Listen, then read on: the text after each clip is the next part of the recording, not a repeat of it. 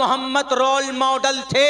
आप अलैहिस्सलाम ने इसलिए शादी की 50 साल की उम्र में एक 9 साल की लड़की से, कुमारी लड़की से, ताकि समाज को एक पैगाम दे सके।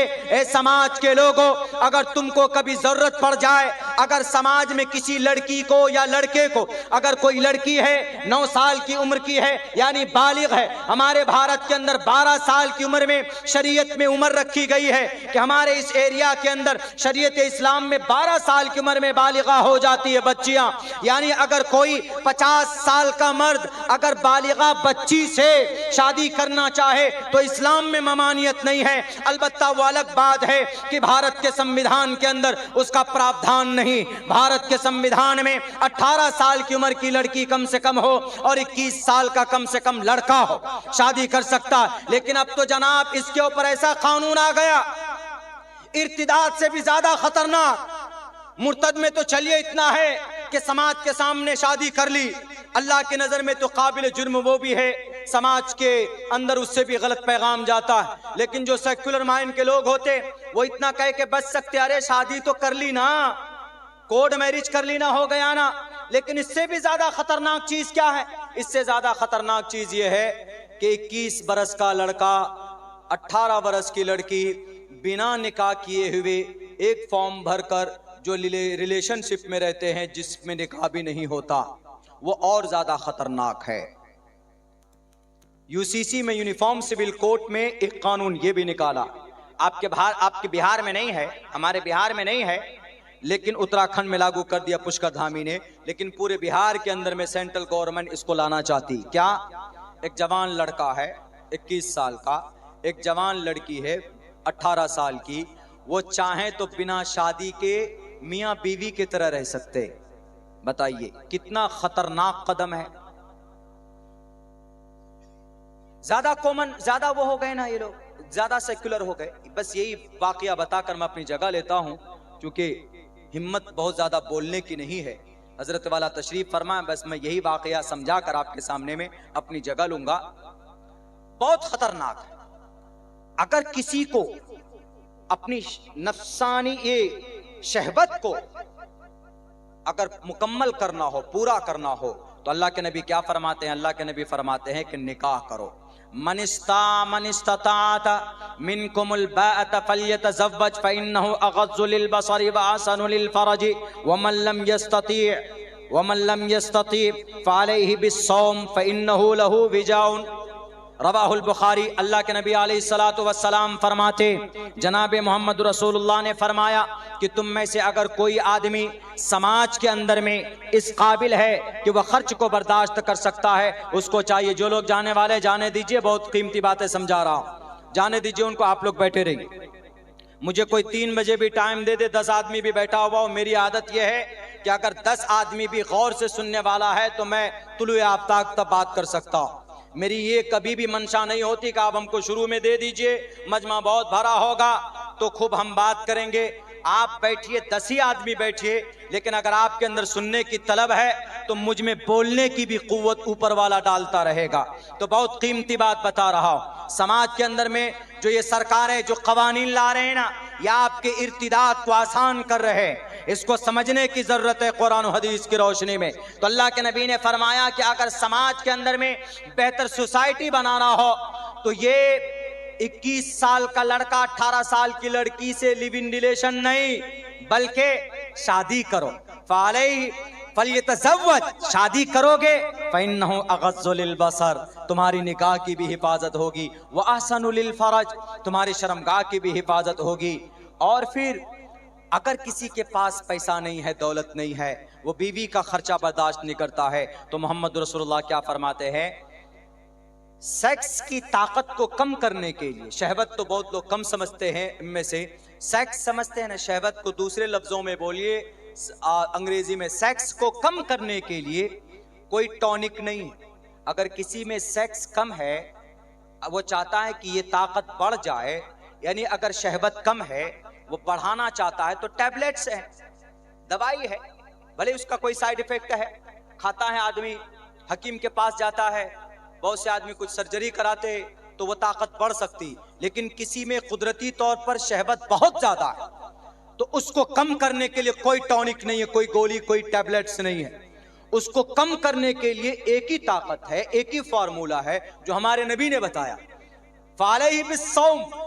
अगर तुमको शादी करने की हिम्मत नहीं है, पैसे नहीं है, घर नहीं है, बीबी को नहीं संभाल सकते, खर्चा उनका नहीं निभा सकते, उठा सकते, तो फालैहि बिस्सौम, तुम रोजा रखो। क्यों? रोजे की वजह से तुम्हारी सेक्स पावर घट जाएगी। फइन्नहु लहू विजाउन, ये शहवत को तोड़ता है कौन? रोजा। अल्लाह के नबी ने फरमाया कि समाज को बेहतर करना हो तो निकाह करो, और ये लोग इर्तिदाद को बढ़ाने के लिए लिव इन रिलेशन में रहो। लिव इन रिलेशन में नेपाल की एक लड़की 60 टुकड़े किए गए उसके जिस्म के बेंगलोर के अंदर, इन्हीं कवानीन की बुनियाद पर। दिल्ली के अंदर श्रद्धा नाम की लड़की, इन्हीं कवानीन की वजह से उसके जिस्म के 35 टुकड़े किए गए। इन्हीं कवानीन की वजह से कलकत्ता के अंदर डॉक्टर अहाना की 5 मर्तबा रेप किया गया, उनकी कमर की हड्डी तोड़ी गई, इन्हीं कवानीन की बुनियाद पर। अल्लाह के नबी का फरमान है, सोसाइटी को बेहतर करना हो तो जायज रिश्ते पैदा करो। अपने ईमान का सौदा बॉयफ्रेंड के साथ मत करो। उनकी गाड़ियों को देखकर, उनके 4 पहियों को देखकर तुम्हारे पीठ पर लात मारेगा एक दिन। अब तो कानून बना है ईमान के ऊपर डाका डालने के लिए, यूनिफॉर्म सिविल कोड का। लिव इन रिलेशन में रहो। और उस रिश्ते की सबसे कमजोरी क्या है? जब चाहे तब तोड़ सकते, यानी लड़का लड़की रहे, कहां दरभंगा में फ्लैट लेकर मन भर गया तो लड़की या लड़का उस रिश्ते को खत्म कर सकता बड़ी आसानी से। कुछ नहीं, सिर्फ एक फॉर्म लिखकर देना है कि हम इस रिश्ते को खत्म करना चाहते। तो पता है इससे क्या होगा? इससे हरामियों नस्ल बच्चे पैदा होंगे, इससे कत्ल का वारदात बढ़ेगा, इसके अंदर फितना फसाद बर्पा होगा, इर्तिदाद के बाजार गर्म होंगे। महाभारत में भी है क्या? यथा वायुम समाश्रिते सर्वजीवन्ते जंतवः। नौजवानों, अगर तुम चाहते हो सुख की जिंदगी हासिल करो तो तुम्हारे लिए विवाह जरूरी है। ये मनुस्मृति का मंत्र, महाभारत का नहीं, पहले वाला महाभारत का था, ये मनुस्मृति का मंत्र। यथा वायुम समाश्रिते सर्वजीवन्ते जंतवः तथा गृहस्थामाश्रिते। गृहस्थामा, गृहस्थ, नस्ल पैदा करना।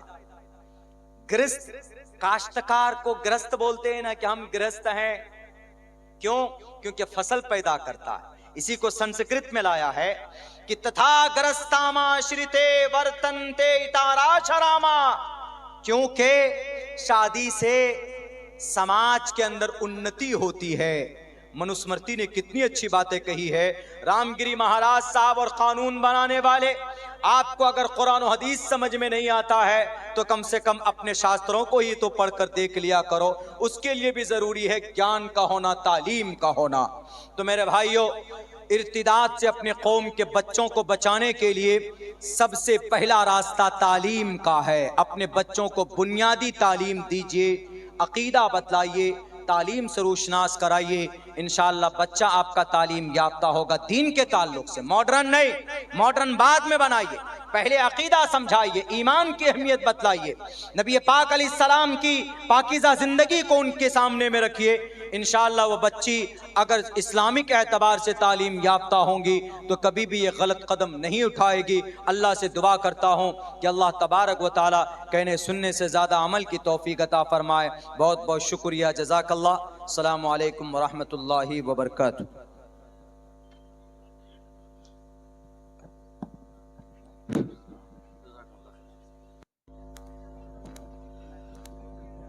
जज़ाकुमुल्लाह खैर। बस अखीर मुफ्ती अबूज़र क़ासमी साहब हमारी फ़हरिस्त में मौजूद हैं। इंशाअल्लाह उनकी चंद कलिमात के बाद दुआ के ज़रिए इंशाअल्लाह महफ़िल का अख्ताम होगा। आप ज़रा से गुजारिश करेंगे कि बस 5-10 मिनट बर्दाश्त कर लें। एक रात का 1/3 हिस्सा गुजरने के बाद भी आपने पूरी दिलजमई के साथ हमारी फ़हरिस्त में शामिल मुक़र्रिरीन को सुना। इसके लिए आप तमाम अहबाब का और तमाम मेहमानान का शुक्रगुज़ार हैं। बस थोड़ी देर 10 से 15 मिनट आप हज़रात बर्दाश्त कर लें और इसके बाद जो मैं फ़ज़ीलतुल शेख हज़रत मौलाना मुफ्ती अबूज़र क़ासमी हफ़िज़हुल्लाह को बड़े ही अदब व एहतराम के साथ दावत स्टेज देता हूँ। शेख मोहतरम आएँ और अपनी कीमती बयानात और कीमती नसीहतों से हम सामाईन को बरहमन करें।